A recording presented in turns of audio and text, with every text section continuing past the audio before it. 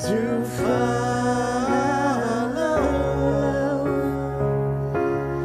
follow.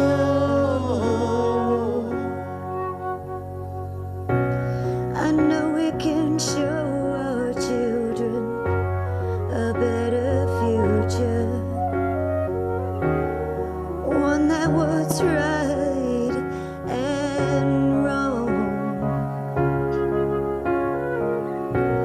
a new beginning, a new adventure. Show them the ways to be strong.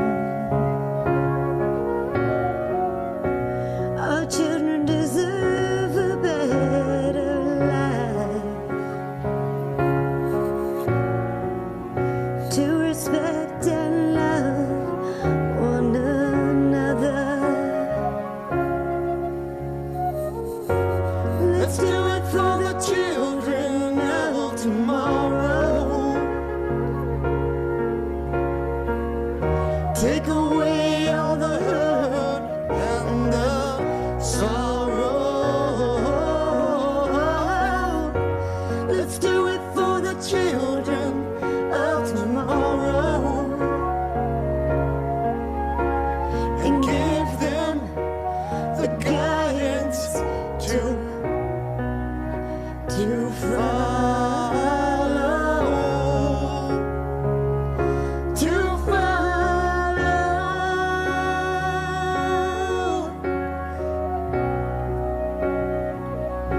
to follow.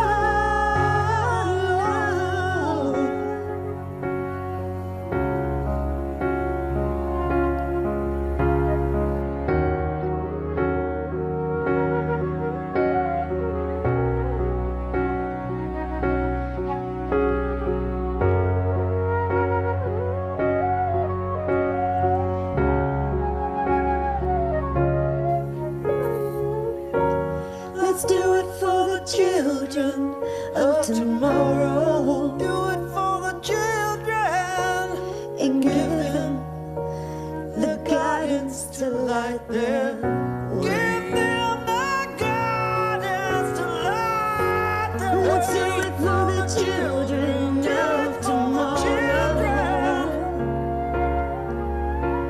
and take away all the hurt and the sorrow. Take it all away. Let's do it for the children. Do it for the children and give them the guidance to follow,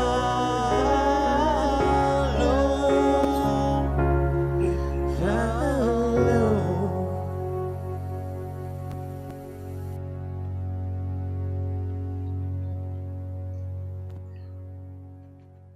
Can you guess who we have today to visit us as Angified Presents? Winston Gay! I am so honored to meet you. You can go ahead, you can find Winston Gay on winstongay.com. There's a phone number here. I'm going to be showing that to you in a moment. Make sure you go there, like, share, subscribe to him, everproductionsmusic@gmail.com. Winston, I have been waiting to meet you. This is just amazing. I've been reading about so many things that you have done and accomplished, and I have to know, like, where you came from. Is this an influence from like a grandparent? Is this an influence from like maybe a cousin or an aunt? My music is, when I think about it, my music, number one, thank you very much, Angie, for allowing me to step into the spotlight momentarily. Thank you very much. I appreciate that.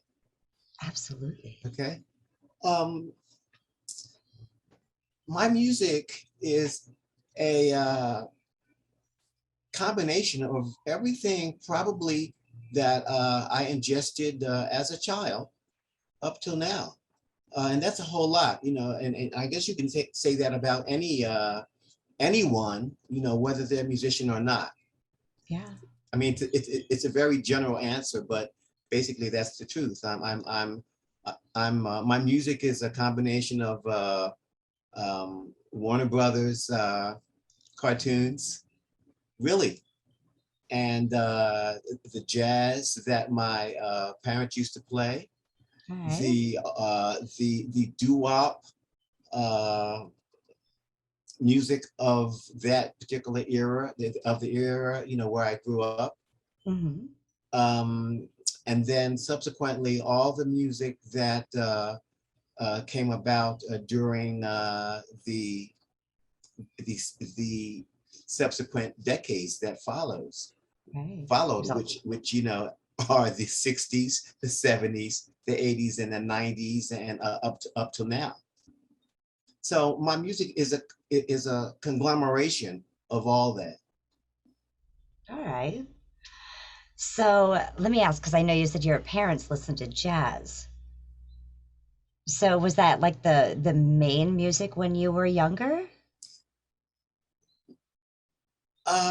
No, because there were, certainly jazz artists, that were recording artists. That was, the best way to hear them, of course. Was there one that just kind of touched you?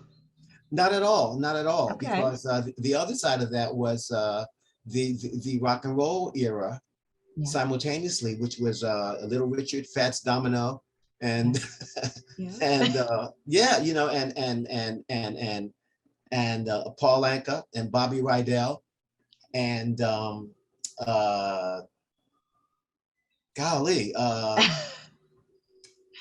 Connie Francis, a whole bunch of great and anyone and everyone. But Angie, ironically, music was not my first love at all. Oh, you know what? Let me guess. Because I know from going ahead and meeting many artists that their first connection was art. You mentioned Warner Brothers, and so you have to be into like art and cartoons, and you were probably drawing and really creative in that department first. Did you read something? How did you find that out? Or you guessing? I'm good. Is that a calculated guess? I'm good. Like I said, good. I've met a lot of artists, and a lot of artists before they became musicians had a deep connection with art. Either it was a parent that used to like to draw, and they had no desire whatsoever, or they just picked it up and that was like their first love before they became into writing and poetry and doing song lyrics and branching out. Honey, you hit the nail right on the head. You are quite right. Yeah. So at what age did you start drawing? Well, you know what?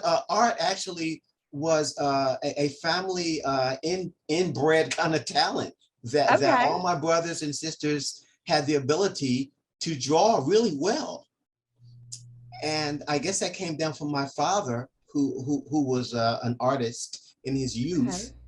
So we all had outstanding artistic talents to a point to where in my camp, so to speak, I became the best artist in junior high school, and then I became the best in high school, and I won a 4-year art scholarship to Philadelphia College of Art. Amazing. So during that time, music was just something that happened to be on the scene. It wasn't something that I thought about, right, or dreamed about or anything like that. Yeah, I don't know. Like I said, you said Warner Brothers, and like I said, I've met a lot of artists that have connected immediately with art, and you have an artistic family right there. That must have been really cool seeing your refrigerator and your walls and the rooms. Like art everywhere. When I say Warner Brothers, I say Warner Brothers in the sense of the Warner Brothers cartoons. Yes. because all the characters, when I discovered that 98% of all the Warner Brothers cartoon characters, from Bugs Bunny to Yosemite Sam and all in between, all the voices were performed by one guy. Oh, wow. I Yeah, didn't I know said, that. wow. That's But incredible. again, it had nothing to do with my art. It was just something, that I was brought up on. All the TV shows. I didn't spend a whole lot of time in school because we were ill. I was ill as a child, Oh, dear. and so I spent a lot of time in front of the television. Okay. And once again, the music wasn't even in my mind. Doing music was not even in my mind. It was just having fun and watching comedians, male and female, from all different ethnicities, um, watching the early, watching television shows when television was in its infancy, Mhm. when people, when everyone was watching black and white on a screen the size of your mom's dryer, Mhm. electric dryer, Yes. or Yes. saucepan or And the whatever. anthem would play every night Yeah, yeah, before it would go off air. yeah, yeah. So I grew up in that era of the Milton Berles and the Red Skeltons and Ozzie and Harriet and Mhm. and All the greats, Davy Burns, Crockett. Burns and Allen and all these prehistoric people that no one knows who they are. From this generation, you know, they just don't know unless they Google them. And Right. that's fine. Each in his own generation. Right. Yeah. Well, then what was it, or I should say, at what age did you switch canvases? Um, Probably when uh, the Beatles came to America, Okay. which was actually early 1964, late 1963. At that time, America was at least in the United States of America. Everyone was brokenhearted somewhat because we had just lost the president of the United States, and so we were kind of ripe for music that was soothing and simple and loving. Even though we had that here in America, but when the Beatles came over, somehow I said, "Boy, this is really this is."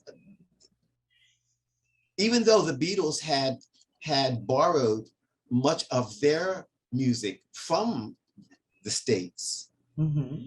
and then performed it in their own way, and then brought it back to the States. Right. It was something that I was attracted to. And then I said, boy, and then I saw, the cameras go to the audience, and all the audience, they would scream, and I said, boy, you mean all I have to do is get a guitar, and learn how to play a little bit, and I can get all the girls. I could be famous. Because I was shy. I was a shy guy. I was shy. Uh-huh. I was Walter Mitty. I was an introvert.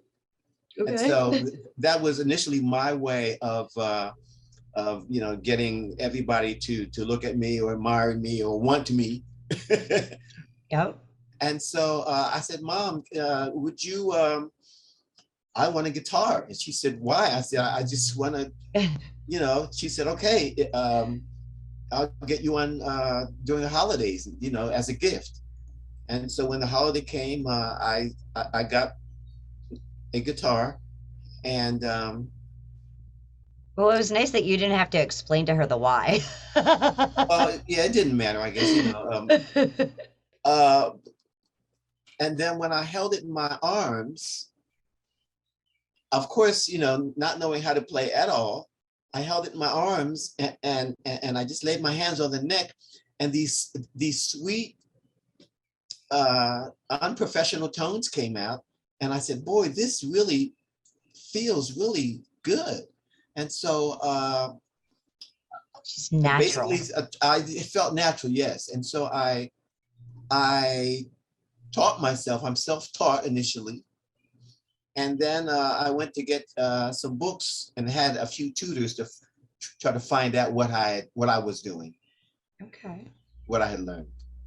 Am I talking too much? No, Okay. I'm absorbing all of this. nothing I new am under the sun. loving this. There's nothing new under the sun. You know, everyone has a story to tell, you know, all the whys and wherefores of what they do. But I Yeah. like to hear those stories because those stories can go ahead and change someone's life. Absolutely. Kind of, we'll go back, but kind of fast forwarding. My Okay. mom used to say, Winston, you should be a teacher. And I said, no, Mom, that's the last thing on earth I want to be. I don't want to teach. Boring, you know. I want to perform. I want to be up there on stage. I want to be in the limelight. I want to be, you know, well, the glitter and is and yada yada yada. You know, I want the That spotlight. okay, the spotlight. Okay, I was going to say sex, drugs, and rock and roll, but no. Well, that too. I wanted the spotlight. I wanted the spotlight, and I said, so teaching, that's no way, you know. And ironically, well, you know what happened. So You became a master. I do teach now. Yes. Yes. So you learned music before you started writing songs and getting into the songwriting aspect of things with becoming a lyricist. Actually, no, not at all. No? No, not at all. But because through watching television, Yeah. one series in particular, The Twilight Zone, Uh-huh. for watching shows like that, I became enamored with the plot and the script. Okay. And so I began writing little short stories before I ever attached them or thought about music. So actually, I was a writer before the music, you know, even came about. Isn't that crazy? Yeah. But it makes sense. That's why I was trying to figure if you did music before you started writing or vice versa. Because like I started singing since I could begin to speak. It was just something that just flowed out of me. And some people, you know, have that ability. And some people go ahead and they write something and say, I'm not good at this. I'll go ahead and I'll just, you know, get into the instrument verse than trying to write anything. You know, they don't give themselves enough credit, enough confidence. I understand. Yeah. People usually also ask me, you know, which came first, you know, the chicken or the egg, so to speak. Well, do the lyrics come first when, you know, do you write a song? Does the music come first? Do they come together or whatever? And actually, the answer is it's all of that. Yes, all of that. Sometimes you get the lyrics with no music. Sometimes the music will come. Sometimes they'll come together. Yes. There are certain songs that I've been sitting on the music for decades, waiting for the right, you know, waiting to put the right lyrics to it, and vice versa. Yeah. And vice versa. Yeah. Mm-hmm. Yeah. I know that feeling all too well. Yeah. I've got books of lyrics. But you've written monster manuals, the monster vocalist manual, the songwriter's manual, and the musician's manual. Yes, that came about, really, that was really crazy when that happened. The first one was the Monster Musician's Manual. And in my travels and just as a performing artist, I saw things and heard things that I would make commentary about, or people would come to me and say, hey, what do you think about that? What do you think about that? And someone said, well, why don't you write a book about it? And I said, because everything that I said, no, I can't do that, because everything that I would have to say on the subject, I can say in one paragraph. Right. I can say in a few lines. and that would be the end of that. So Yeah. why would I, write a book? And there's a saying in the world called 5 will get you 10. And so I put pen to paper, as it were, or got on my computer and started typing, and things began to flow out, and then page 1 became page 2, and page 13 it was a chapter. And when I think about it, I really loved English. Was my favorite subject in school. English, just English in writing. And so I realized I'd forgotten that writing was natural to me.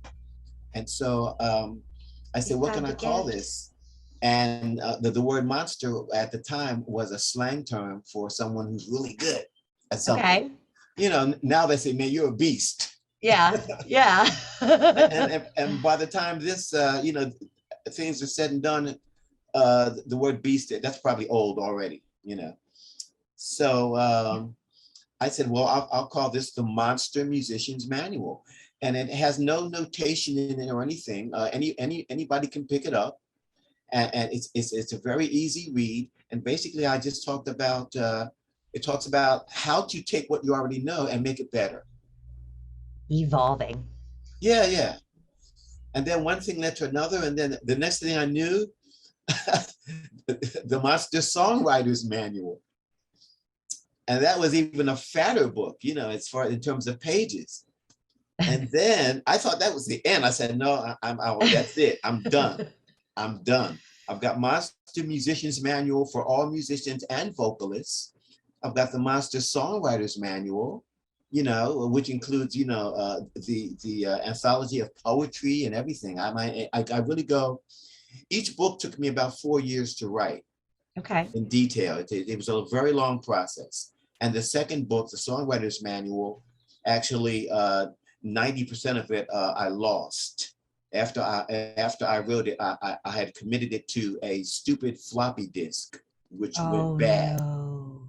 And once it went bad, I had no backup notes or anything. And so I had to create the whole thing all over again from scratch in my head. Wow. And so that was quite a task. And but I'm very proud of my books. And the third book is called the Monster Vocalist Manual. And I call that book the most magnanimous of the 3. Why? Because it's 389 pages. Oh, wow. That's a lot of stuff. And it talks about not just singers, but anyone who uses their voice in any capacity. You could be a meteorologist. You can be a Nice. auctioneer. You could be a DJ, or whatever. Anyone who uses their voice. This book has it all. I mean, I'm very, very proud of it. I've got exercises in there. I talk about the upkeep of your body and how it pertains to singing, talking, how to warm up. Right. How to hold a note. If you ever come to any of my shows, I probably can hold a note longer than anyone that I've ever known before on earth. Amazing. And that's funny because I've had asthma all my life, so that's really crazy. Me too. Yeah. But I can hold a note, and I learned to do that. It took decades to learn to do that. But I talk about there's just so much in that book. I think it's 26 chapters. Okay. And it's 300. It's almost 400 pages. And I'm very, very proud of my literary work. As a matter of fact, on paper, I sound really smart and astute on paper. In real life, I'm like, I think that we do that because we get into our own zones when we're writing. Yeah. I agree. Let me ask, like, when you go ahead and you write songs, of being a songwriter myself, I know some of the best advice I have gotten was not to write too personally to yourself. And I know you had mentioned the Beatles, and I had learned that the Beatles actually got their song titles from like billboards and things that they had seen about. And, that's where they got their ideas during that time for some of the songs they wrote. Actually, I think it's a balance. Okay. Because I write from what you would call fictional situations, but fictional situations come from real life situations. I mean, art imitates life, right? Correct. So it's okay to write from deep personal feelings. Those songs are the ones that become hits because everybody can relate to that. And they can feel it. Yeah, absolutely. If you're gonna, I mean, on my latest album, I have a song that I wrote decades ago, and it's a tearjerker type song. It's called A Fantasy Love Affair, and at the end of the song, I felt that it was appropriate to cry it, and so I'm crying it at the end of the song. I'm still singing, but I'm singing. You're crying. Feeling. Yeah. I'm crying. You're okay. Becoming intimate with it. And trust me, people relate to that, man. People, it's like acting. Yeah. If you can't bare your soul, then why do it? Right. Absolutely. You don't want to do anything clinically. You want to, you're going to take a risk. You're going to bare your soul, and then you're going to find out that 20 million other people feel the same way that you do. And there's your second home in the Bahamas. Right? Absolutely. The chorus of your song that's your bank. Yep. That's your bank account. Yep. So I try and keep my songs as simple. And it's funny because I love the 50s era. The 50s era of music is just absolutely always beautiful. It's a touching, it's a connection, and it's simple writing. Very simple writing. Some of it may only have 8 lines to it, but it is the way that it is expressed and the way that it just touches you that makes that connection. I agree, absolutely. And that's because, in my opinion, that was an era, a more chivalrous era, the era of chivalry, when a man could say to a woman, "I love you," without any. People knew how to express endearments without being offended without hiding behind anything. It was a very innocent way of expressing endearments to people, and that's just someone that you loved or had feelings for. And even if it was somebody that did you wrong, and it was the blues, and it was what was that, the lines by B.B. King, what was that, the thrill is gone till it's gone away, well, you done me wrong, you'll be sorry someday.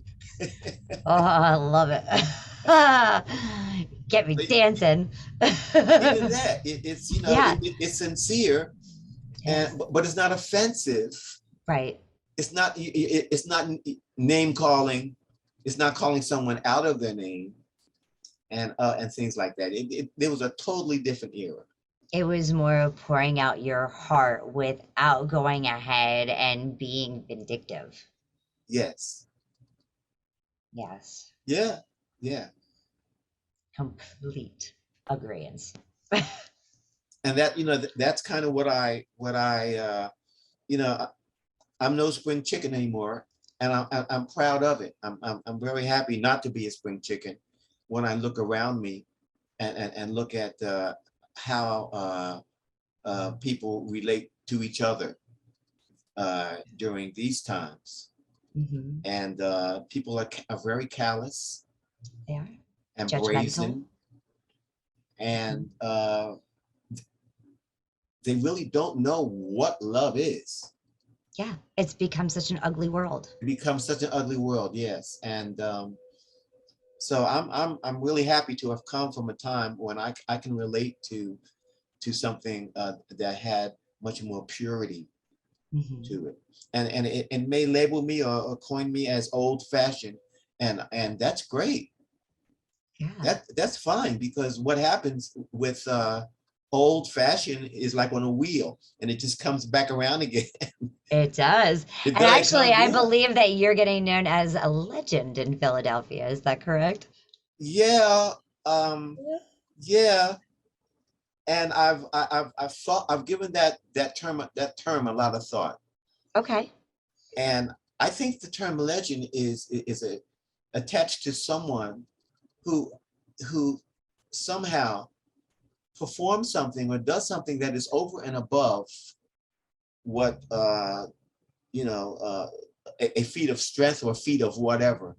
That's over and above what a quote unquote normal person would be able to do. For instance, they say that who's the character? Was it Jim Bowie or Daniel Boone or someone killed him a bar when he was only 3? When he was 3 years old, he killed a bear. Okay. As the story goes, this Bing 3-year-old boom. boy killed a bear. Mhm. And so he became a legend for killing a bear at 3 years old.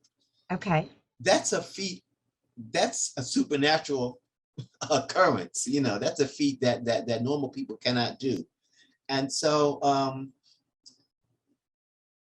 when people attach the word legend to me, I think it's not because I'm over and above anyone else. Certainly not.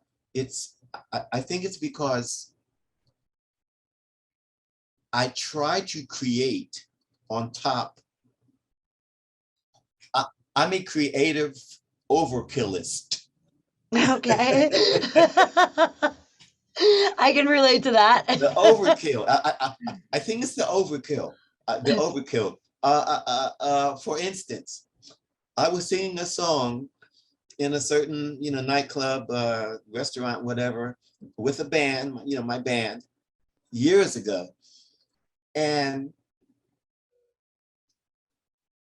I took the whole microphone. Maybe I shouldn't say this. It doesn't sound kosher or sound right to say this. But I put the whole microphone in my mouth. And the audience, people were, what is he doing? Why would he do that? And I did that to, I guess, to maximize The sound. the moment or what I was singing at the time. And then another time I took off my shoe, and I took my shoe and I hung my shoe on the microphone and then backed away from the microphone, just doing crazy, crazy stuff, I guess, in order to get attention. Right. And people looked at that as, why would he do that? How crazy is that? How wonderful that is. Yeah. And he's the legend, because if you come to see Winston, he's not, you'll be saying, what is he wearing tonight? Yeah, what am I walking into? People have said that I was Prince before Prince was Prince. That what is he wearing tonight? What is he gonna how is his voice gonna sound tonight? We don't know whether he's gonna sing baritone, tenor, soprano, or alto. Yeah. Well, let me ask, what age did you start touring? Because you've been in quite a few bands. Yeah. One time I tried to list the groups that I'd play with, and it was close to 100. Okay. I started touring, I think, with a couple of recording artists of that day, about 19, I was 16 years old. Okay. I was about 16 years old. Amazing. And I started touring. And then years later, when I was called into the rehearsal of a group that had just had a million seller out called the Stylistics. Mhm. And then they hired me as their guitar player, the second guitar player, because they had two guitars. Okay. And that's when I had the privilege and the honor and the opportunity to tour the world. And that's when I got to see the complete other side of the world, you know, i.e. Australia, New Zealand, and everything in between, you know, Japan, Malaysia, England, Ireland, Scotland, you know, Canada. I was all over the place. And Well, so I've that's, I've got to tell you, as far as legend goes, I see you as a legend. And the reason I see you as a legend is not only did you go ahead and you teach yourself how to go ahead and do, music, whether it was playing the guitar, whether it was writing, whether it was just kind of playing around with some drawings. You taught yourself and you evolved from that. And not only did you evolve from that, but you changed worlds every time that you performed. The audience members and the fans that you had out there, you changed their world. Okay, when you have your students and you're teaching them, or even the books that you've written, as people are reading those books, you're changing their world. people you have, are you are evolving them into something new, something fresh, that creative out of the box mind that they didn't see before. you know what, Angie? I don't know how you can know these things, but as they say in Great Britain, that was pretty spot on, because because my students come to me even now and say, I've never had anyone teach me. I've never had known anyone like you. I've never had anyone like you. I, I've never ever experienced whatever comes out of me into them. It's it transcends seemingly where they are, and I can't see it. I, I'm I can't sure see it. I'm sure you see growth. I I'm mean, they see what I cannot see. All I'm Yeah. trying to do is to make them better at what they are doing. That's Yes. all, you Yeah. know. But they see it as if I'm some kind of Superman or something, and I'm not. I'm just, But to them and to me, as I, have seen all of these things that you've been involved in, and just speaking to you now, this is a great honor because, like I said, you may not see it, but a smile, a note that maybe someone couldn't hit before, a different breathing technique, maybe, as far as writing, maybe their whole style changed because you taught them a different way of doing things. Those are the little things. And a lot of times, those are the little things that we miss, we take for granted. So maybe that's why you don't see them. But next time you have a student that, comes to you and just a smile or thank you. Thank you yeah. is a great honor because, we were talking a little, you said it earlier, like chivalry, kind of gone, the respect and things that, we're seeing these days. Um, so those I little gestures are what we need to go ahead and feed on instead of some of the, um, shall we say molehills. yeah. I mean, I appreciate. Trust me, I'm not. I appreciate everything that people, you know, the accolades, so to speak. I Mhm. appreciate it, but I appreciate them from a standpoint of humility, because I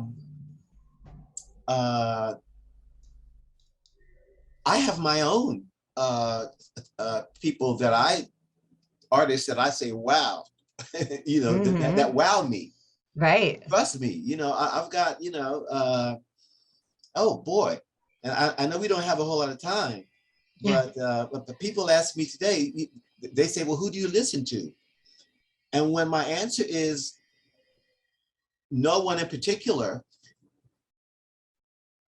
it kind of gives them that, you know, when a dog turns his head to the side, yeah. Go, well, what do you mean? No one in particular. And it was true when I was starting out. Now, granted, I've been playing for going on 58 years. That's another reason you're a legend. You didn't quit. Well, yeah, you know what? When I talk to other people and they say, yeah, well, I started out and then I went through that change, and then I went into the army, and then I was using for a while, and then I did this and did that, and I stopped, and blah blah blah. All that time I never stopped. I mean, while they were going off on different tangents for reasons that were mostly beyond their control.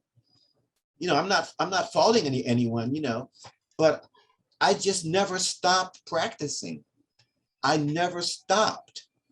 Never. Love, a passion. I can't recall a time in my life that I went off on a tangent and stopped playing. Right. So when people say, well, boy, you're so good at what you do, how are you so good at what you do? And I said, well, I never stopped. Right, exactly. You kept going. I kept going. And you know, I mean, there was a time when I would practice all day and all night. I'd wake up with the guitar in my, you know, in my bed, and it would be on the floor when I woke up, but I would practice all day and all night when I could, before I became a man and I had to have what's called responsibilities. Right, right. Right. I know, we think we got it rough at 14. Yeah, but you know, once you're on your own and things change, you know, but I always made time for that. And I taught myself from doors being closed that I wanted to get in, i.e. A record, you know, people, many artists, you know, the apex of their goal is getting a record deal, right? Which is not actually a record deal. It's not a deal. Right. It's a robbery, right? Well, let me put it this way, a better way, I think. Okay. It's a recording agreement between two parties. Now, of course, the originator of that agreement will always have that agreement written in their favor. Right. Right? Right. That's business. Right? So I didn't realize till maybe 20 years ago that one of the reasons perhaps why I did not secure a record deal, even though I lived in LA for 10 years, you know, and this, that, and the other. And Philadelphia at one point was, you know, booming with, you know, Philadelphia International Records, you know, was because I was hard to market because I had so many facets. And when you're multifaceted, or as they say, eclectic, they have to create a category for people like that, and it's called world. If they say your music is world music, that means that you're in a category that they can't put their finger on. Oh. And so, I mean, people ask me to describe myself and my music, and the best way I can describe what I do is by telling the short story of the three blind men who were asked to describe what an elephant was like. And each of the blind men had a hold of a different part of the elephant. And so the first blind man said, or unsighted person said, well, hey, the elephant is like a snake. And he had a hold of the elephant's tail. And the other guy said, hey, you know, an elephant is like it's like a big piece of meat. They had the whole of the elephant's belly. And the other guy said, an elephant is like this or like that. They had a whole, so each person had a whole, was touching the elephant in a different place. And so therefore they described the elephant as a whole only by what they had touched. Beautiful. And so people say, well, Winston, are you like neo soul? And I'll say, okay. If they say, are you blues? Okay. Okay. Are you can you write for the movie themes? Okay. Yeah. Can you do country and western? Okay.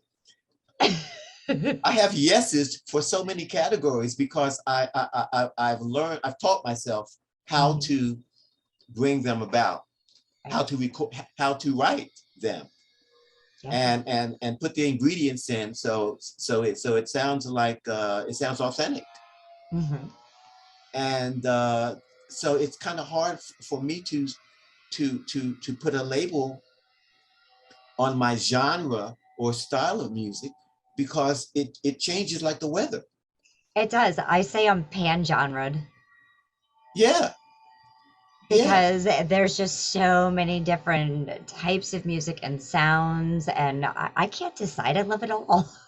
Yeah. I mean, I've got 2 instrumental albums. One, they're all one is all original instrumentals, but it's straight up movie music, movie themes. Nice. You know, and that's and I get that from listening to some of the classic old movie, the writers, the composers, and listening to these great movie themes and listening to the orchestra.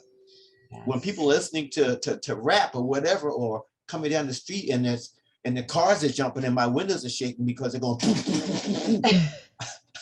I'm listening to orchestra, to orchestration, and yet Peter and the Wolf. Yes, I'm listening to orchestration. Why? Because I've learned how to make my guitar sound like an orchestra.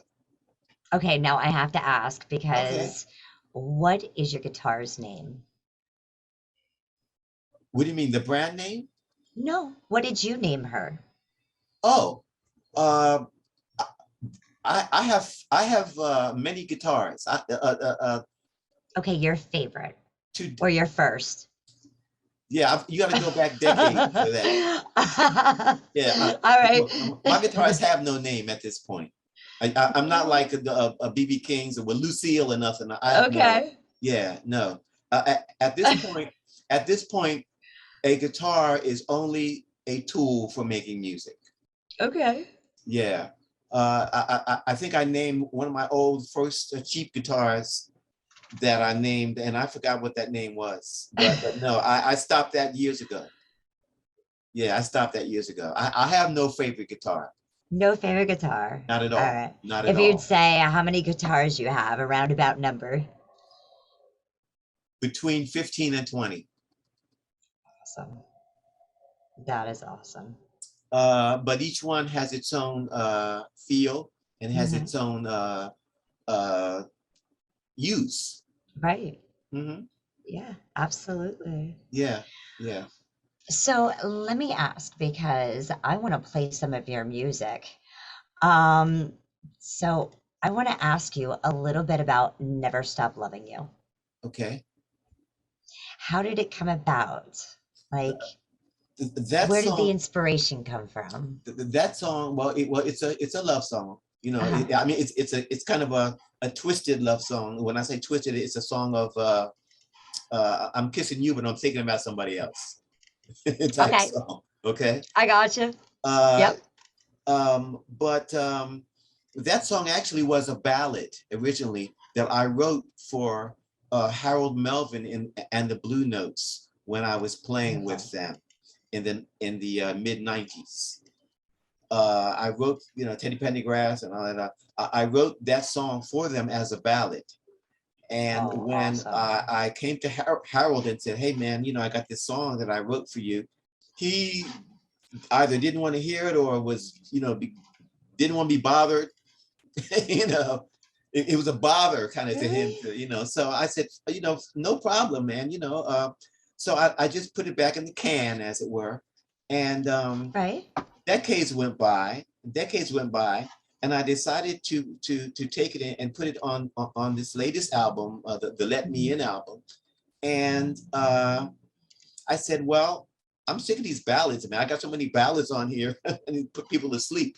So I said, so I changed the beat, I changed the tempo, I changed the entire application, and made it up tempo, danceable, and either you like it or you don't. Yeah. Yeah. I was feeling it out because I was listening to it when I got them earlier. So I can't wait to share this. It's kind of a tongue twister. I bet you. What is it? I bet you. What is it? I bet you don't. I bet you can't really stop loving somebody or something like that. It's some kind of a tongue twister. That's what makes a good hook. Yeah, because if you throw something that's catchy or tongue twisting, something that's attractive, like sticking your shoe on the mic. Absolutely. Don't. I know this is going across the world, but don't tell anybody I did that. All right, I'll be quiet. All right, we're going to share this song right now. Horse chimes is the word. Buster Brown's the word, Buster Brown, got it. Yeah. All right, you guys didn't hear that. Let's go ahead. Let's check this out. Edit, yeah. You can't stop loving you.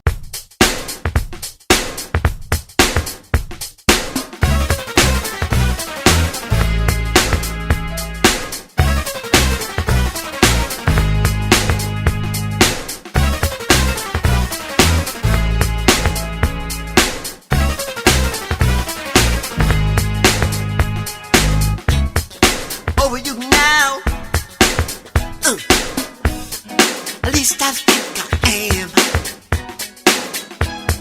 and maybe somehow I've got to start again. But every time I kiss my boo, it sure enough gives me pause, 'cause all I do is think of you. I guess it's all because I guess you never really stop loving somebody. I guess you never really stop loving someone. That's right. I guess you never really stop loving somebody. I guess you never really stop loving someone. I say, I guess you never really stop loving somebody. I guess you never really stop loving someone. No. I guess you never really stop loving somebody. I guess you never really stopped loving someone. Listen, it hurt me deeper than a grave. The day you said goodbye. Papa told me, he said be brave. Said, I'm not supposed to cry. So I tried to lose the memories of us. Bought a one-way ticket on a Greyhound bus. Listen, time and distance made a fool of me. 3,000 miles to serendipity. I guess you never really stopped loving somebody. I guess you never really stopped loving someone. Say it again, come on y'all. I guess you never really stopped loving somebody. I guess you never really. I guess you never really stopped loving someone. I guess you never really stopped loving somebody. You tell me. I guess you never really stopped loving someone. That's right. I guess you never really stopped loving somebody. No. I guess you never really stopped loving someone.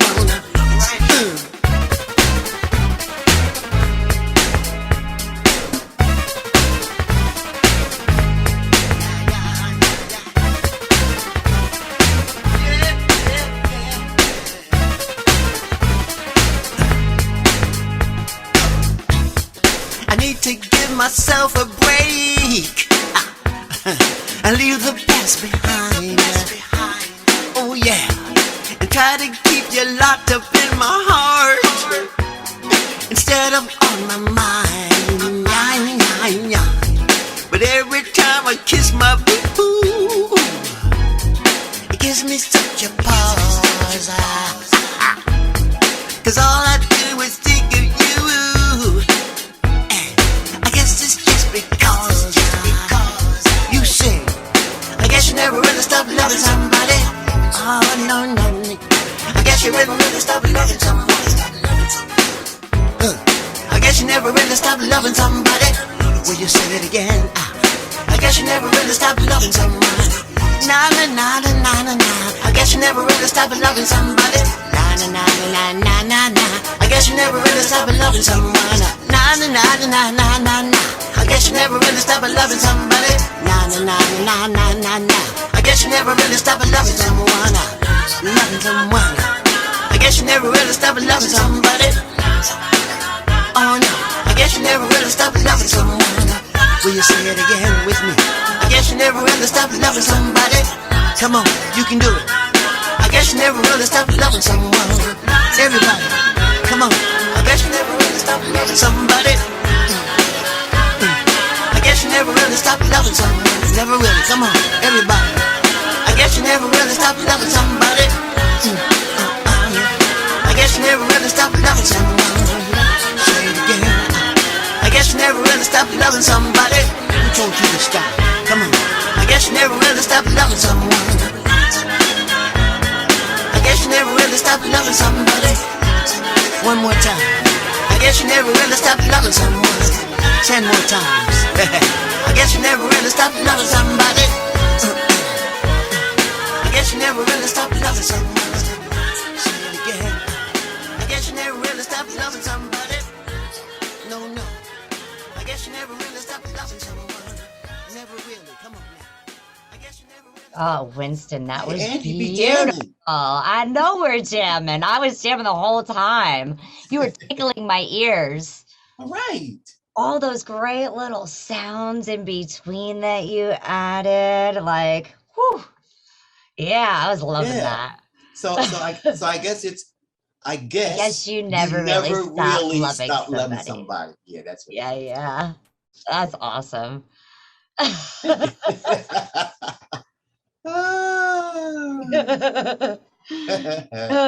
Well, we can always say we never stop loving somebody, but at the same time, I know that love is a hard thing to come by nowadays. Yeah. So There's a lot of different. That's another topic for discussion. It is. There's a lot of different music that's out there, and to hear this great sound come out, it's mesmerizing. Well, people will always say, no matter who you are, as a musician, and a singer. Singers are musicians also, of course. Absolutely. People will always say, well, you sound like, or you remind me of. Yep. And they have to say that because it's certainly true. There are no originals per se. Everyone, because if you interview, and when you interview people who are world renowned, and ask them, they all say the same thing. Well, when I was coming up, I used to listen to this person and that person, yada yada yada.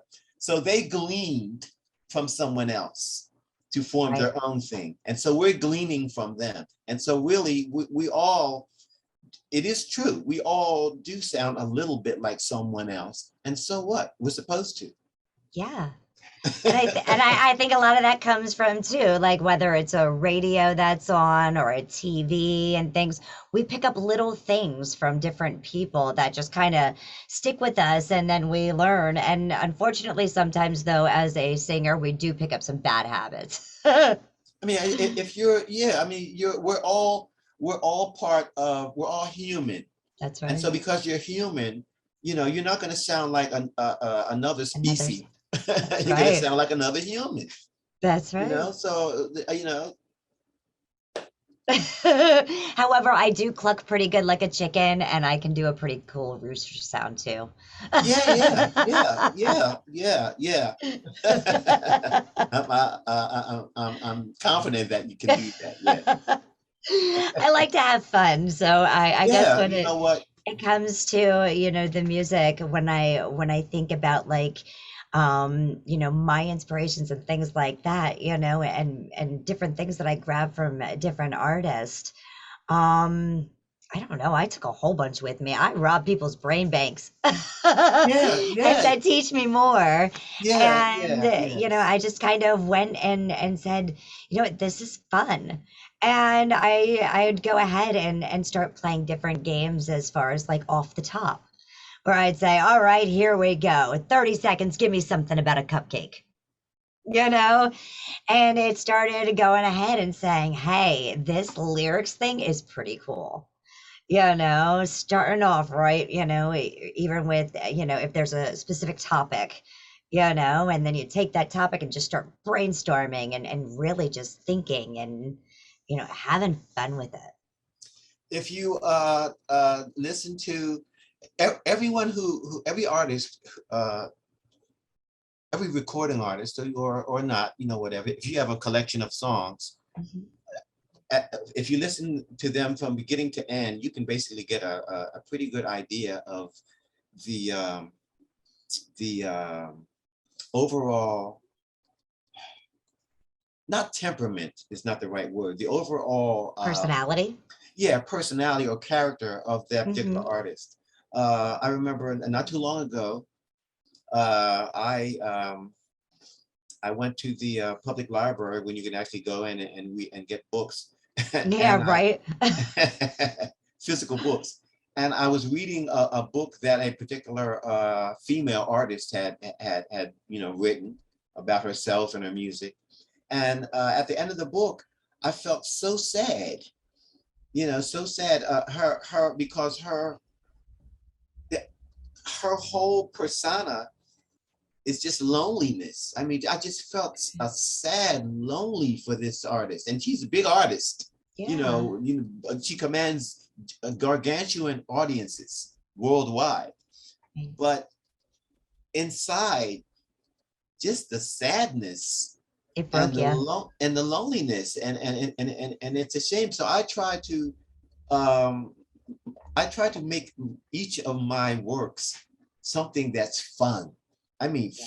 fun, uplifting.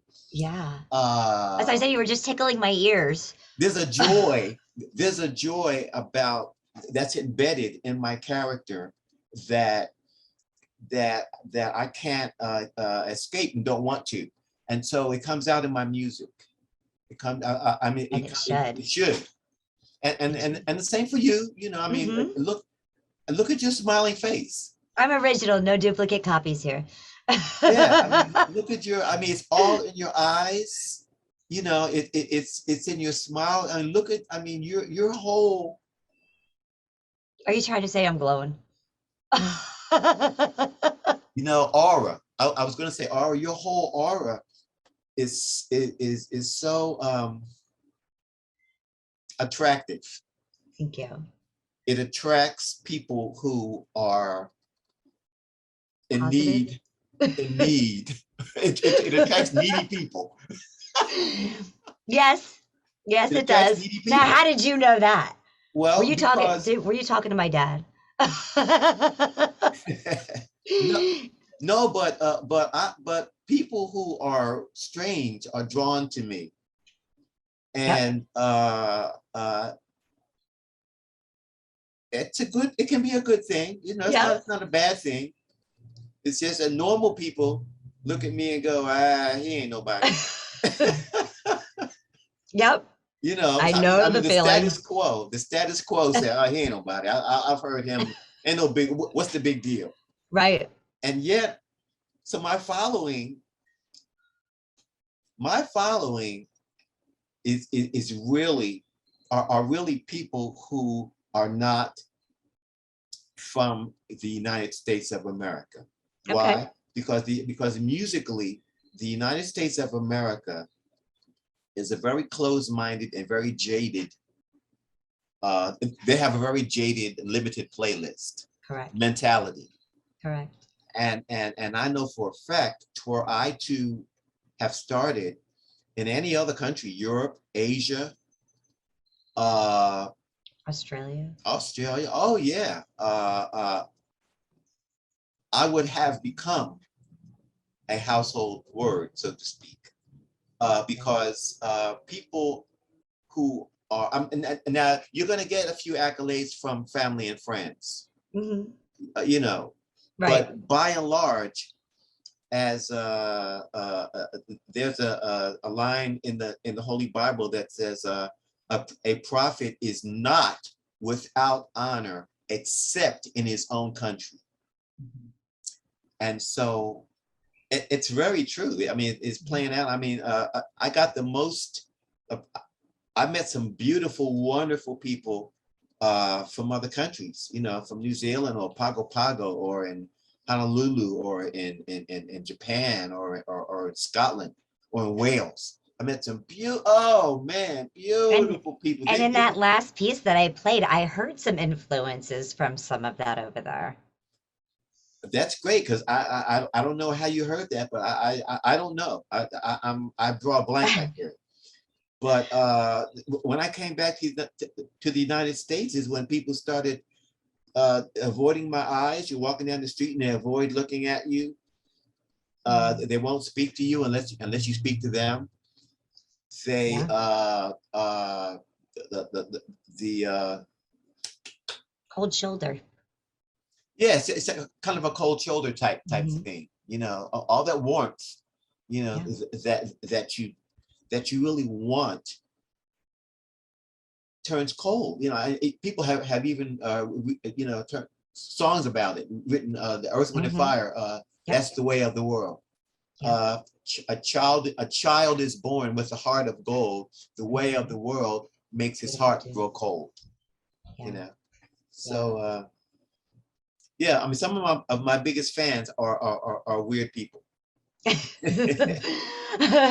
I'm weird. I love that, man. I love it too. I love that, man, because the creativity that comes out and things that you discover, new memories that are created, worlds that you see open. It is absolutely beautiful. I can't agree with you more there. Weird is subjective, and weird is the new normal. It is. It is normal. I don't want to be that. Can you tell me about the song New Memories? Yeah. I wrote that in answer to, well, I'm friends with Smokey Robinson's band. We were on the road together and everything, and his guitar player, Smokey's guitar player, asked me to submit some songs for a certain artist that he was working with at the time, a couple years ago, and I wrote New Memories for people who are basically. I mean, if you drag your past into your present, you're gonna shipwreck your future. Yes. And you know that just by living. Live long enough, you know, you can't go home again. Okay. And right. I know a lot of people who basically, you know, have a proclivity to hang on and hang on and hang on, and because people say, hang in there, man, hang in there, hang in there. And that's a great saying when you're, you know, contesting for, if you're in a foot race and you want to hang in there, right? Hang in there, man, hang in there, you know. But when it comes to people, yeah, you can hang in there, but there comes a time when you've got to get out of there, you know, and create some new memories. And so I wrote this kind of with a Larry Graham baritone voice in mind. And since I have the ability to sing all the way down there and all the way up there and all in between as best I can, I wrote this, New Memories, and I did the background, I did the music, I did, it's all me.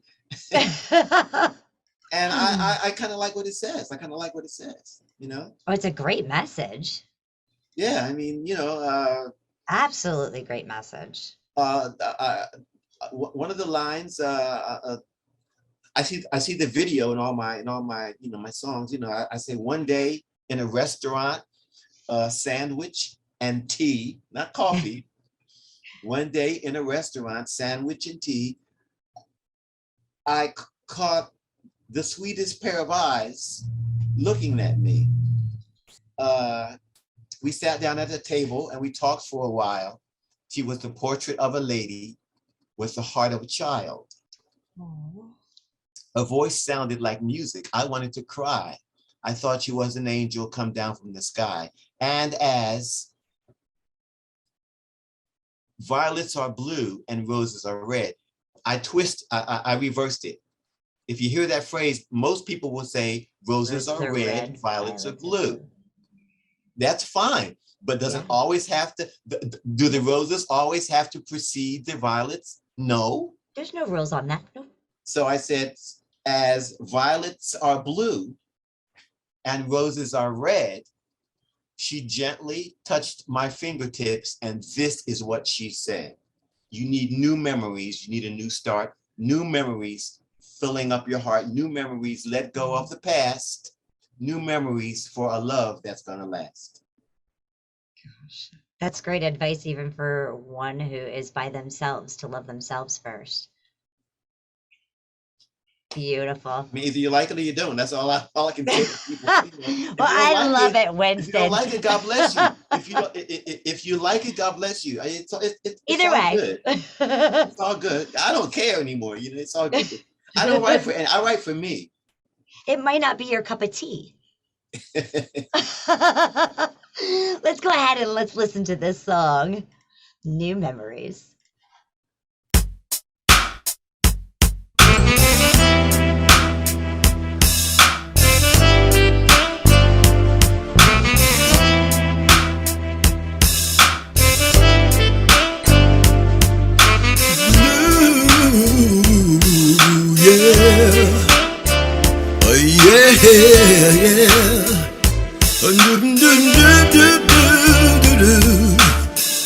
Unhappily married for so many years, we finally called it quits through much heartache and tears. I was numb for a while, I didn't look for another, avoided new relationships, a laugh was my cover. One day in a restaurant, sandwich and tea, I caught the sweetest pair of eyes looking at me. We sat down at a table and we talked for a while. The portrait of a lady with the heart of a child. Her voice sounded like music. I wanted to cry. She was an angel come down from the sky. And as violets are blue and roses are red, she gently touched my fingertips, and this is what she said. You need new memories. You need a new start. New memories filling up your heart. New memories, let go of the past. New memories for a love that's gonna last. Ooh,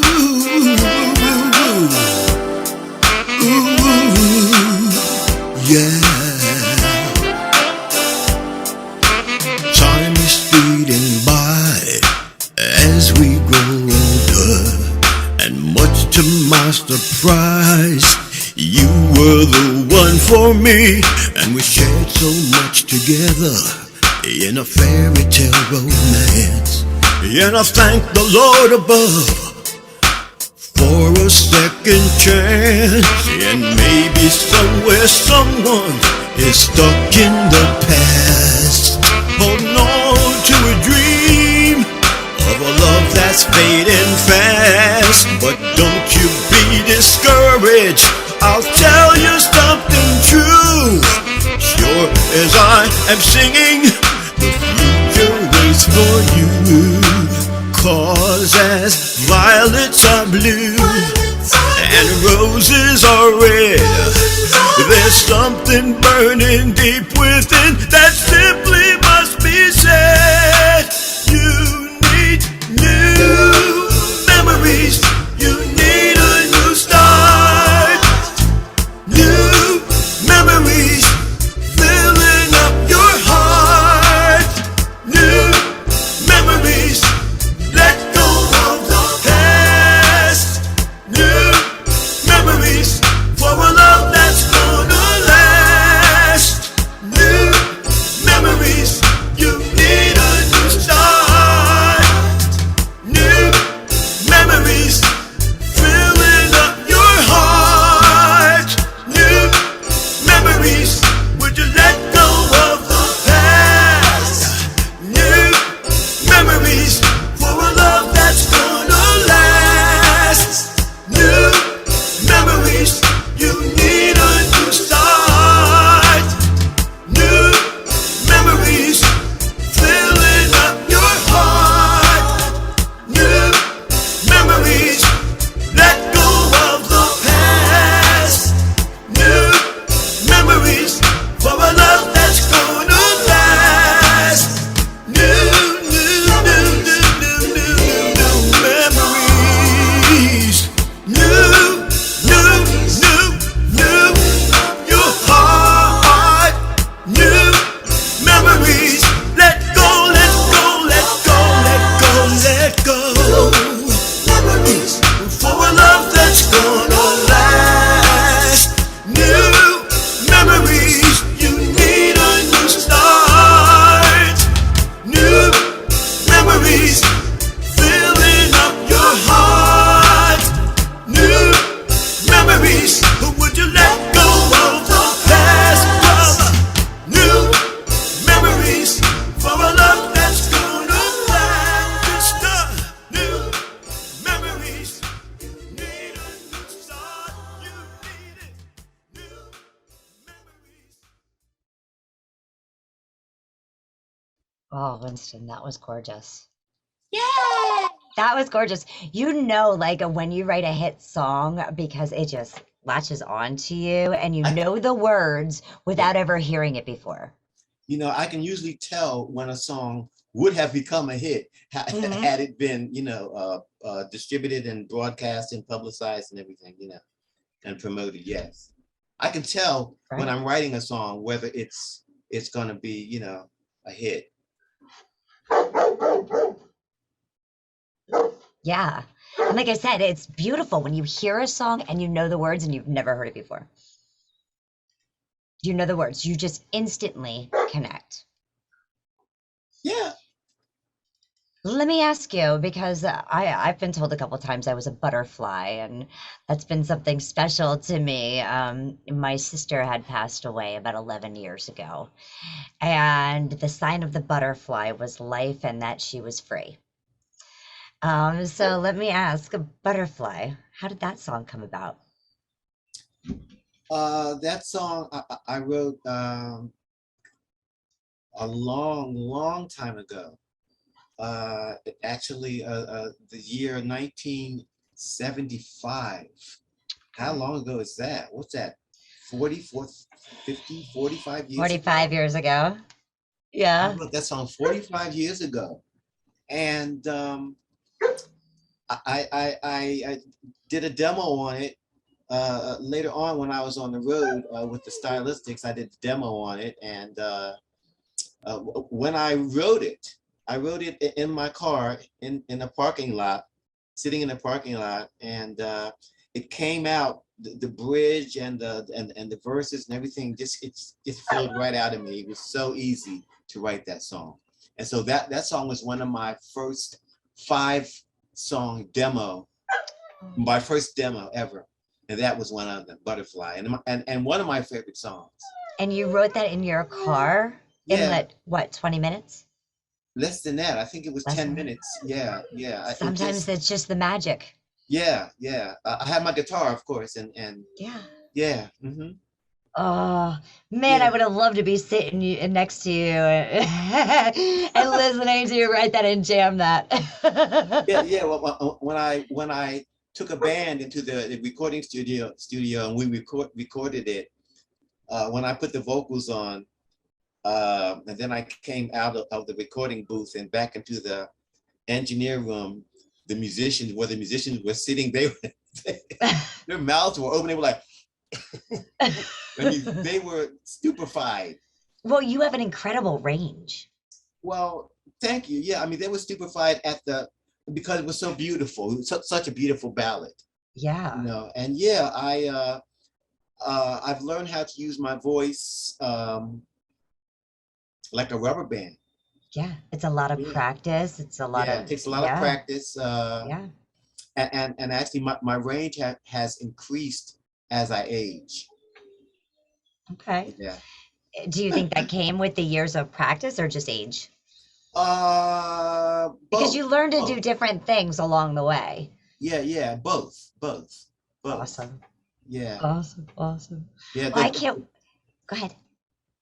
There was some years ago. There were some high notes that I didn't know that I could hit. I could hit them, but I didn't know how to hit them. And so I thought that if I put pressure, if I could just force them out, I could just scream them out. And I realized that it's just the opposite. Yeah. You have to form a small aperture in your throat. Yeah. And that voice get that compression. Right. It has to kind of ooze out, not eke out, but it has to. It has to be a, you know. And that's also a practice to go ahead and hit those upper ranges, because you don't want to use your voice wrong. Because if you try and hit those ranges and you're trying to hit it wrong, you can hurt your voice very badly. Yeah, I have a whole chapter in the Master Vocalist manual about the male falsetto. It's a very extensive chapter about the male falsetto and all the artists, you know, especially the R&B artists over the years that have, that's their trademark sound, you know, the male falsetto. And I'm saying, okay, that's great, but don't start there, because you got so much of your voice that's undiscovered. Right. If you just use 10% of your voice, you know, then you know you're shortchanging yourself. Right. So, but in this song I use this song is actually it's very easy. It's more natural for me to sing higher than it is lower. When I'm singing lower, I have to think about it. When I sing high, it comes very natural. Yeah. Yeah. Oh, that's awesome. Yeah, when you find that nice comfort zone, you know, and then it just flows right out. Yeah, I mean, for instance, if someone that I haven't seen for a long time were to walk into the room and I was surprised and delighted, I would go, "Hey, how you doing? Hey!" Your voice as a man, my voice would go up, not down. I'd go, "Wow!" You know, no, like, "Hey, how you been?" Right, "Hey, how you doing?" Yeah, maybe afterwards, you know, they would sit down. But initially, at first sight, I would go, "Hey," you know, and that's the part of the male falsetto voice that men don't use. They don't like to use it at all. It's to them, it's not manly, you know, and I understand that perfectly. But when you hear it, it's when you're singing, the most gorgeous thing. A man's falsetto is actually, if it's handled correctly, it can be a thick, sweet sound. Yes. Yeah. And then, but again, the chapter, there are about 10 things that it can be, and then things that it cannot be. You know, it can be harsh, nasal, a shrill. It can be tinny. You know, by the book. You know, it's really funny. I don't know if you have anything in there about face making, Because as an What do you mean? entertainer and as a performer, a lot of times, like while I'm performing, a lot of people will say to me about the faces I make because I totally get into that piece of music. And so if there's certain notes that I hit, or if I'm telling a story, like I almost get into like that character. I put myself into that canvas, into that painting, and I'm the little girl on the swing set, as the beautiful ocean's behind me and the beach is there and, the sun's going down. And so, yeah, I tend Yes, yes, I to agree just with you. express myself completely, like not just vocally, but the facial expressions help to release those feelings and some of Absolutely. those octaves. That's how you can tell a bad video. Yeah. Whenever you see, listen, whenever you see, I see a video and the person on record is hitting this note that you got to pull a face to make this note. Yeah. But for the camera, they're they keep their pretty Their or they have corners some aren't face up, on. or Yeah, come on, man. That no. Yep. You have to make and it's like when I play, I've been playing so long and I'm so used to doing what I could do what I do with a straight face. Right. But so that my audience will feel that they got their money's worth, Right. I'll pull a face just to make them think that I need to pull that face in order to Right. get those notes out. But I really don't. Okay. I pull that face so that my audience will feel that the Right. $25, the $35, the $300 that they paid Right. to come and see me, they got their money's worth. That Right. I'm not just doing it. You just turn around and wink at them, Right. So if I hit a note, I'll go, oh,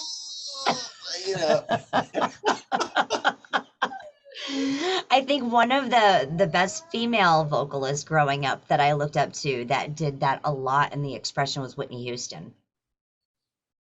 She was an extremely talented woman. She had an incredible vocal range and she just knew how to release. She knew how to do it and it was just seamlessly. She just expressed her gift and laid it out there every single time. Anytime you sing the national anthem and that becomes a record, Yes. a separate entity, you're somebody. Yes. Right? Yes. Okay. I liked her way before that though, when she was like in her teenage years. Not to take anything away from, and you might want to edit this, not to take anything away from Roseanne Barr. I love her. Okay. When she sang the national anthem and she hit some bad notes Yeah. and everybody said, boo, boo, boo. And she said, look, screw you. That's right. That's right. I love her, Yeah. She said right up, I really can't sing. Yeah. So why did you I'm going to tell you honestly, I really can't sing. And for her to go ahead and just pick herself up and say, okay, I'm going to do this. Oh, much love. I'm here, right? She said, I'm here. And, Yeah. and it's me doing this, not you. That's right. So I'm going to do it whether you like it or not. This is what it is. Yeah. Yeah. Yeah. I love it. Winston, let's fly like butterflies. Shall we check Okay. out Butterfly? Yeah, sure. All right, let's do this. This has been amazing.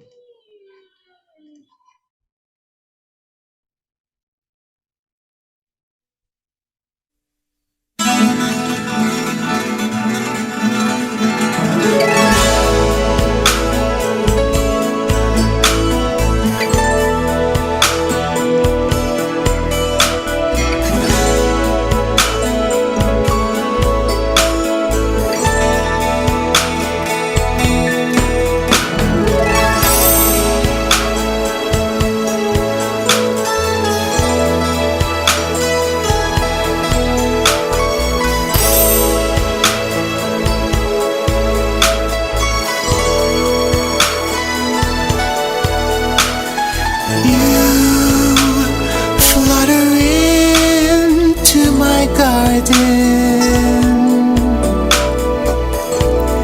as pretty as a butterfly in June, nestling in to a withering flower, and suddenly my heart begins to bloom, starts to bloom. Oh, butterfly, little butterfly, you've turned my winters to spring, little butterfly, and all the joy that you bring makes me sing about you. I'm a pretty lucky guy since I found you, butterfly.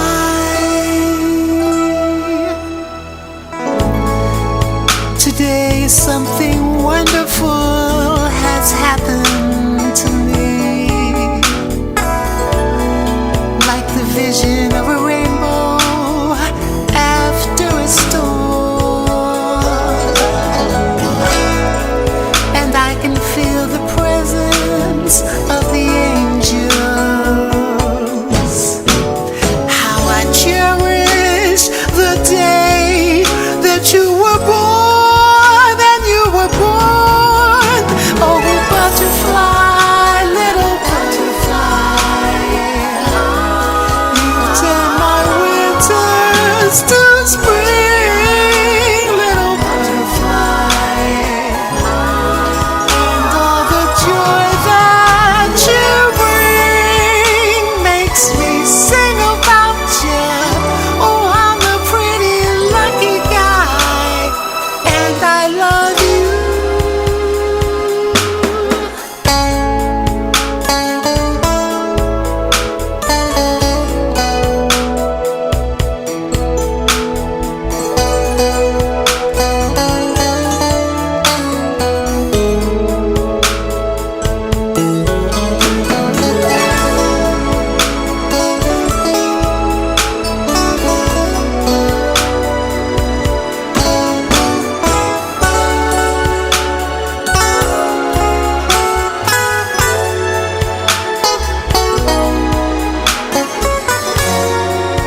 And to think that some loneliness was trying to become a part of my life,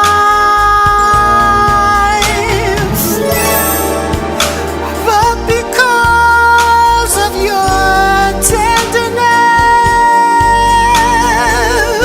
I've got a feeling so nice. Oh, baby, baby, baby, and now my garden is you, girl. You're the essence of everything that's good and right for me. Ooh, and I know somehow that the future shows a vision of a love eternally. It's you and me.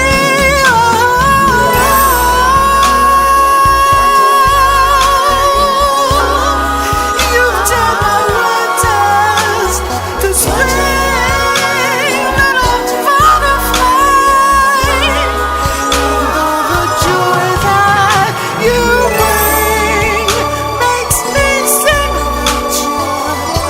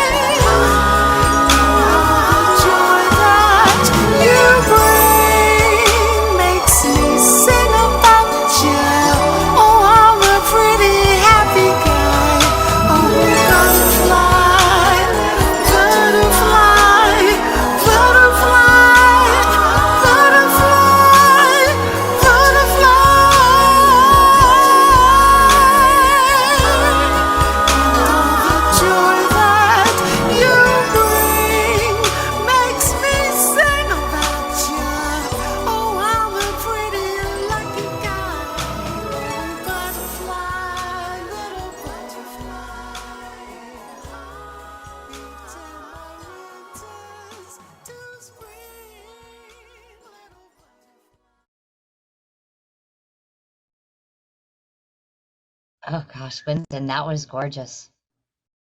Thank you. That was those ranges, those notes you were hitting up there, the little bit of rasp that you stuck in between some of those spots. Gorgeous. Gave me goosebumps. Absolute goosebumps. Thank Like you. Thank you. I am at like you at exactly. I am surprised. It is not what I expected. Yeah. And I know you get that a lot. Yeah, I'm used to being strange. Strange, I like it. Yeah, Well, I'm Strange Angie or Strange Yeah. Ange. Strange Ange. That works. that works. Strange. Birds of a feather flock together. That's right. And I'm Angified and you're Winstified. That's right. Oh, this is so much fun, Winston. I am absolutely loving every single piece here. And like I said, I mean, they're like instant hits. I know the words and didn't even ever have to look at something and read them. Just felt them and knew them. I'm glad that you're listening to them on headphones. Absolutely. I Yeah, want to get sounds the best, yeah. most, yes, because you have some great synth sounds and some piano notes and guitar notes and things in there that just explode. Thank you. There's some hidden and they just yeah. explode. There, it's a beautiful painting. Beautiful. All the Thank you. colors, like that, just it's gorgeous. Absolutely. I'm let like me give you a speechless little, over this because like let me I'm give you still like shocked. Like that came out of you. Let me give you a little secret. When songwriting, there are certain sounds that elicit positive things from different cultures. Correct. If you're in, let's say if you're in India, you're going to want to hear a sitar sound or something, a native sound from their culture. To make a long story short, when I used orchestra bells, that in America, those little orchestra bells or jingle bells or whatever people call them, they can really give your song, it can really endear people to your song and they don't know why. But the reason is because those little bells remind them of the holidays. It reminds them, yeah, it reminds That's what them, it is? Yeah, that's what it is. It reminds them of, Christmas time or whatever jingle. It reminds them of the holidays, opening presents or whatever. It reminds them of that. And that will endear them to your song and they won't know why. So just like in France, the French, the accordion is a sound that's ingrained in the French culture. And when they hear it, I don't care, you can put it in rap or whatever. When they hear it, it does something to them. It endears them to what they're listening to your song. And I didn't realize that until I said until the Stylistics, one of their first early hits was a song called "You Are Everything," and the introduction of that song, the arranger decided to get a real sitar, sitar, and have one of their studio guitar players play the sitar as the main hook line in on that song, and it's down down ding down down down down down ding down down, and the song took off. It was so big in Japan. Somehow that sound, the sound of that sitar, it captured the hearts of people in the Orient. And that song was bigger in the Orient than it was here in the United States. And I believe it's for that reason. Those little sounds that are in there, different instruments speak to different, just like the steel drums speak to people from Jamaica. Yeah. That's You know what's steel drum. funny? One of the first instruments that I played was the bells, but I did it for church. So I had to wear those big white gloves and go down the I'm row. talking Yeah. about orchestra bells, the little Yeah. xylophone, the little ding, ding, ding, ding. Yeah. And what I do Well, when there's I a have whole set. Yeah. when I have a violin line, when I write a violin line, I put the bells duplicating whatever the violins are playing. I'll put the bells on there, and that it makes that violin line sound even more special. Oh. It punctuates it. I love the tip. Yeah. I'm gonna have so much fun. Yeah. I'm gonna be reading your books too. So, I will make sure that you get all three. oh, thank you. I can't wait to read these books because there's some amazing information that you've just given me now, and I can't wait to dig into your brain bank. I got the shovel, baby. Go ahead. Awesome. Yeah. So I've got to ask about the song, I'll Always Come Back Home. It's another song that I wrote a long time ago. And it's a song, you know, that basically talks about being on the road. You know, if you go on the road, and if and when you go on the road and you're away from home, you know, and if you got a special someone at home and they cannot go on the road with you because they don't have the budget for that, and so you've got a special someone, you know, and so you're here, there, and yonder, and so basically the song is the lyrics are kind of self-explanatory. I'll always come back home just because I adore you. Oh, well, I hope you consider this a home for you too. You're always welcome to come and join us, Winston. We'll have some fun. I'll be over for dinner tonight. Thank you. Sweet. We ordered pizza. All right, Winston, let's go ahead. Let's check out I'll Always Come Back Home. Okay. All right. Yay. Yay. I love this. This is so much fun. Wait, you got to give me another yay. That was weak. Yeah. There it is. Here we go.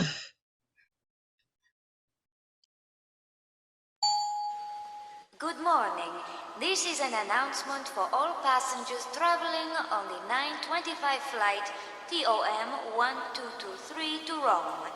This flight is delayed by 2 hours because Perhatian para penumpang pesawat Etihad Airways dengan nomor penerbangan EY47 tujuan Abu Dhabi dipersilakan naik ke pesawat udara flight 5. Terima kasih. Your attention please, passengers of Etihad Airways on flight number EY4712 Abu Dhabi, please board the aircraft through gate 5. Thank you. 请注意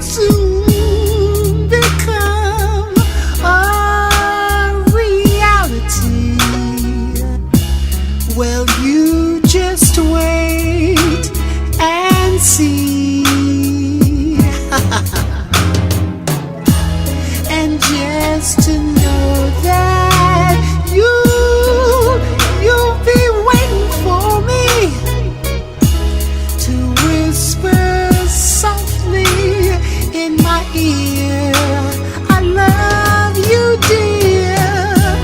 Oh, it's got me going crazy with anticipation until the time draws near. 'Cause as sure as ever, I'll always come back home. Just because I adore you, baby. All passengers traveling to Tokyo on flight FR3421, please have your boarding passes and passports ready for boarding. Flight FR3421 now boarding at gate 21. Would all passengers traveling to Tokyo on flight FR3421 please have your boarding passes and passports ready for boarding. In my arms and never leave your side. And like a bird, but in my mind, I'll fly. And as sure as ever, I'll always come back home. Just because I adore you.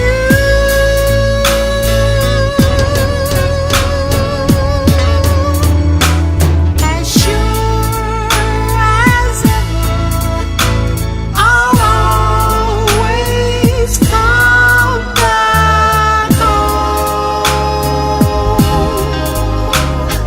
Just because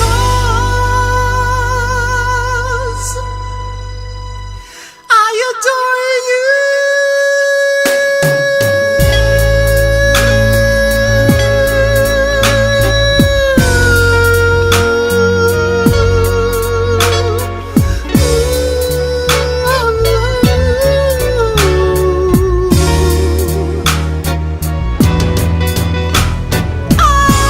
Always come back home,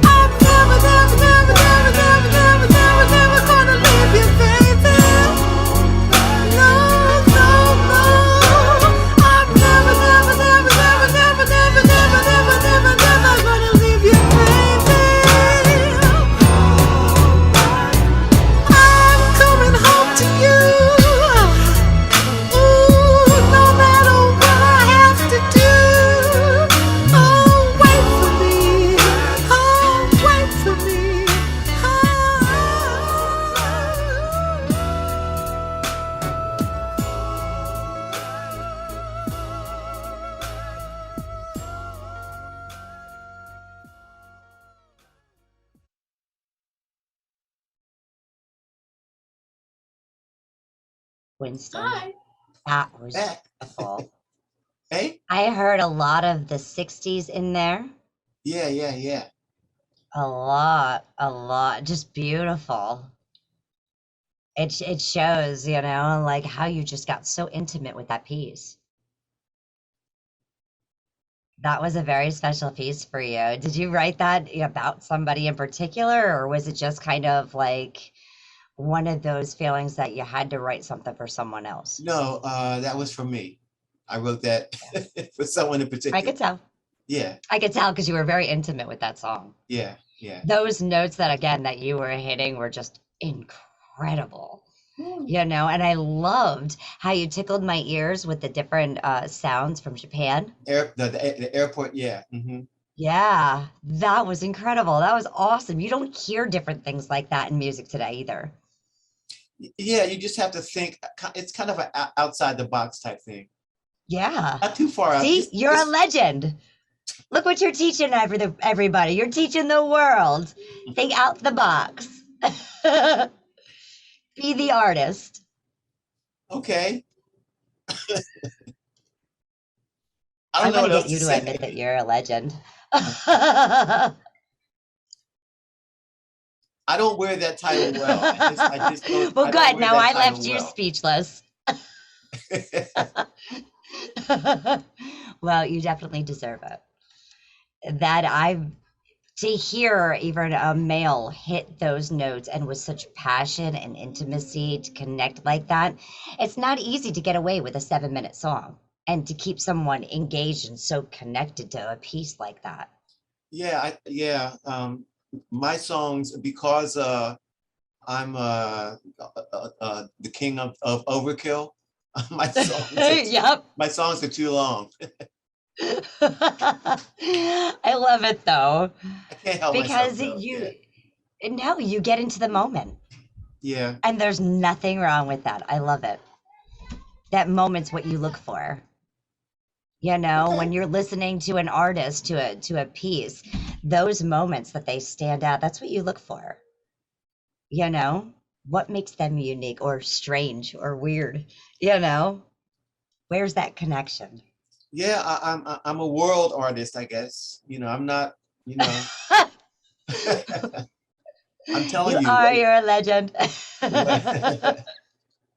when I have come to approach to certain radio stations with my music, they said I was either too. They said, "Boy, you're not black enough." I said, "Okay." Then I went to another. You're too white. You're too Really? black. You're too this. You're too that. I said, "Well, golly, what do you want?" Yeah. So I decided to please myself when in my right. writing and producing and arranging, and just go with the flow. Whatever, you know, just toss it to the wind. You know, if you like it, great. If you don't, great. Yeah. But I like it. That's right. You know? And that release that you got, that satisfaction, Yeah. nobody can touch it.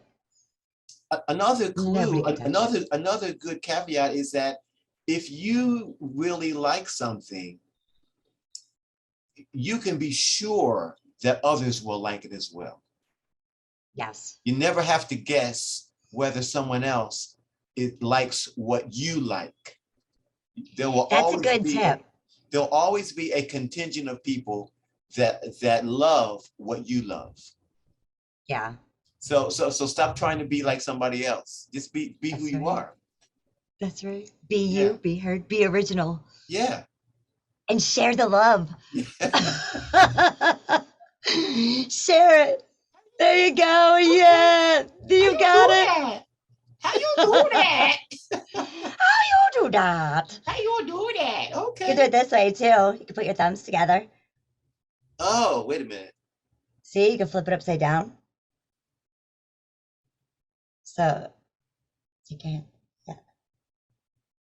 So you put your hands like this, and then just bend your thumbs and put the bottoms together. There you go. You got it. There's the heart. Yeah. It's mystified.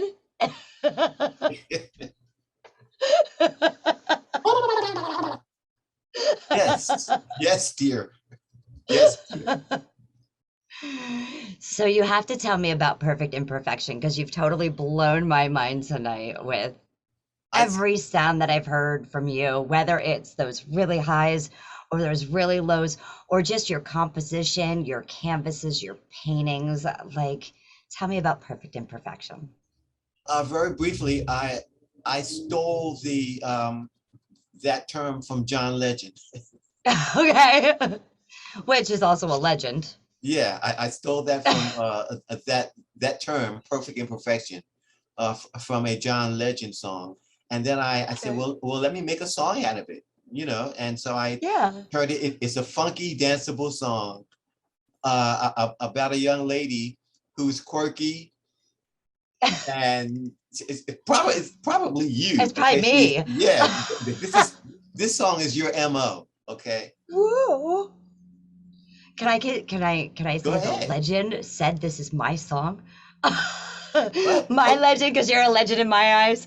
Will you say at least you're my legend? Yeah. All right. Yeah, sure. All right, It's let's check it's a out. funky dance song about about a young lady who she's quirky. She's perfectly imperfect. That's right. And you know what's funny? I actually have a T-shirt that says "Perfectly Imperfect." This is your tune. This is my song. All right, let's listen to it. Yay! Perfectly imperfect.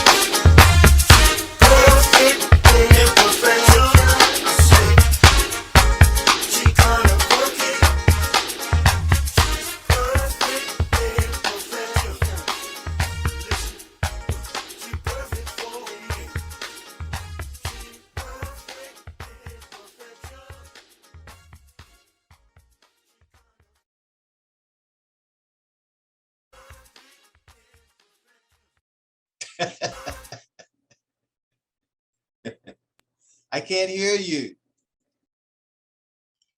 Hashtag don't mute me. Okay. It was perfect. I love my song. It's great. It perfectly explains me. Yeah, you're kind of quirky. I am. But you're perfect for me. That's right. My new family. Lord I have love mercy. it. It's still got goggles on. I know. It's the quirky. I have to ask you, Mr. Winston. Yes. How did you get involved with Ruru, Wake Up, Rise Up? Doug and I were neighbors. Okay. Next door neighbors years ago. Okay. So we became friends, and I realized that he was an educator and a guitar player, and we kind of had many of the same musical friends together. Mm-hmm. And then our paths diverged, and he went, to play with this, that, and the other group, and I went and played with, this, that, and the other, but we still stayed friends. And when he came up with this project, I realized the severity of of the need behind it, and so he asked me, would I be a participant in it in some way, shape, or form, and I said, sure. That's automatic. Yeah. Yeah. Oh, make sure you guys go ahead and you check out Winston Gay World Peace Day, September 21st, 2011. Let me go ahead. Winston, I'm going to share some information about Wake Up, Rise Up here so people know to tune in. Okay? September 21st, 2022. Make your voices heard. Let's go ahead and let's put an end to this unnecessary violence. Let's be kind. Let's not judge, and let's share the love. How about that, Winston? I couldn't have said it any better, dear. Yay! All right, let's check out this video from Wake Up, Rise Up, and then we're going to go ahead and we're going to say goodbye to Mr. Winston for today. But I hope you're going to come back home again. You're going to come visit me again, Mr. Winston. I'll always come back home, lassie. Yeah. All right, let's go ahead. Let's share this great video. Here we go. First, if you haven't yet, please go ahead to wake up rise up live 4peace.org. Go ahead and register on the website for Wake Up Rise Up and be a part of this amazing, beautiful day. We want you.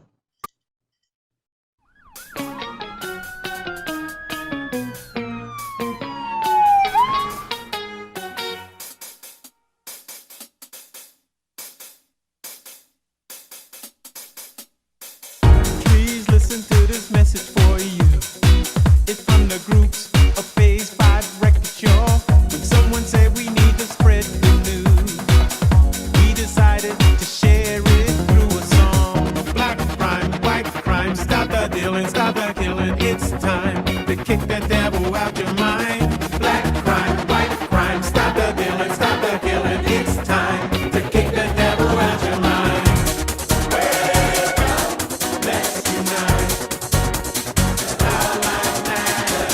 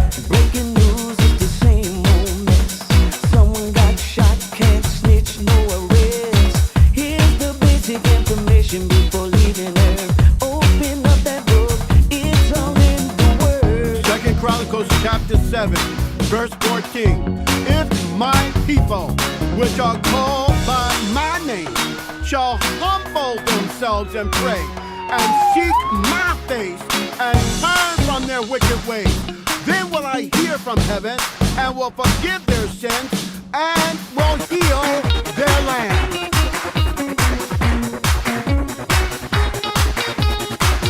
Human traffic, kidnapping. This is too wild. Another missing child. Why complain about the politicians you call a joke? In the end, you won't even go and vote. Wake up, let's unite. All lives matter. Rise up, protect your rights. 'Cause all lives matter. Stand up, let's unite. 'Cause all lives matter. Rise up, protect your rights. 'Cause all lives matter. Wave your hand, wave your hand in the air. Wave your hand, show the world that we care. Wave your hand, wave your hand in the air. Wave your hand, wave your hand that you care. Wave your hand, wave your hand in the air. Wave your hand, show the world that we care. Wave your hand, wave your hand in the air. Wave your hand, wave your hand that you care. Wake up, let's unite. 'Cause our lives matter. Rise up, protect your rights. 'Cause our lives matter. Stand up, let's unite. 'Cause our lives matter. Rise up, protect your rights. 'Cause our lives matter. Wake up, let's unite.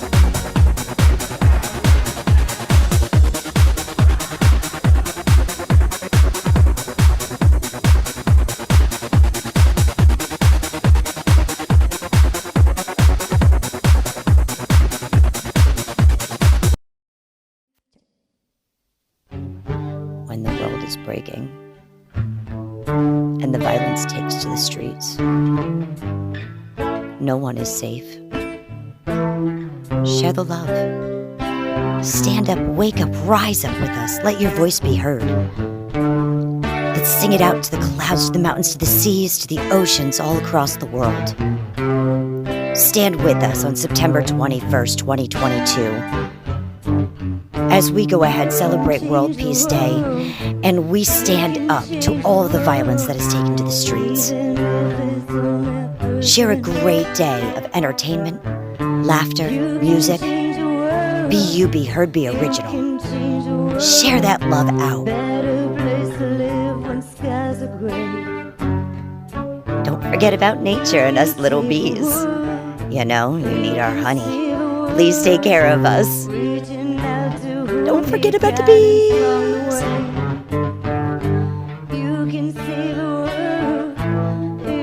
Love one another, be kind. Wake up, rise up. Blue skies are ahead if we all stand together. Let your music be heard. Share the love, be that rock for someone who may need you in a hard time. Sing it out to everyone. Share that love. Be that bright light sky so we have more memories to share for our children, for our future. For nature so we can enjoy. Love everything, make dreams and big goals, set your future aside. Wake up and rise up with us. Absolutely amazing, and I can't wait to see you perform on September 24th, Winston.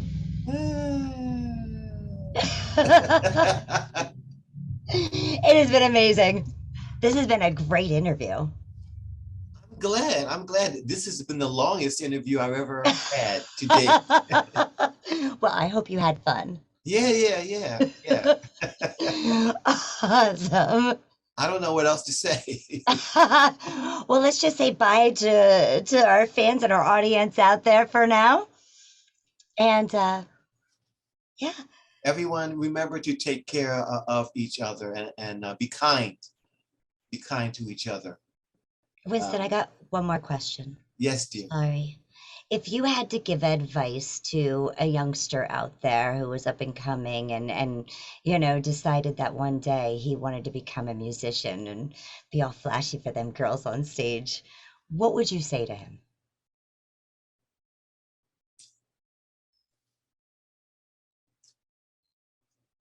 If that is your dream, then certainly don't let anyone dissuade you from that, and just continue to, just don't stop. Like myself, I never stopped. I never stopped. That's why you're a legend.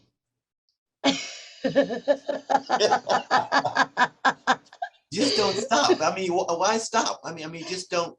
Find time to keep doing what you love to do.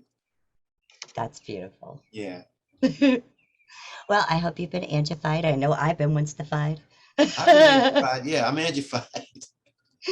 So fans, everyone, thank you so much and have a great evening.